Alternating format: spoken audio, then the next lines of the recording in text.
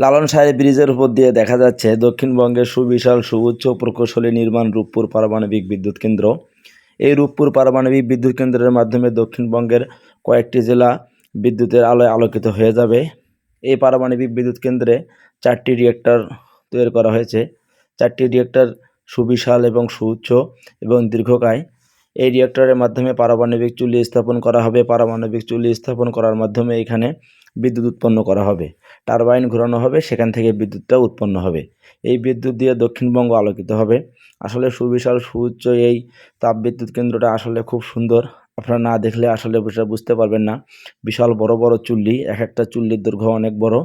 ঘুরলাম ফিরলাম রূপপুর পারমাণবিক বিদ্যুৎ কেন্দ্রটা দেখে আসলাম। যদি আপনাদেরকে ভিডিওটা ভালো লেগে থাকে তাহলে অবশ্যই একটা লাইক দিবেন এবং একটা কমেন্ট করে জানাবেন। সকলেই ভালো থাকবেন, সুস্থ থাকবেন। আসসালামু আলাইকুম ওয়া রাহমাতুল্লাহি ওয়া বারাকাতুহু।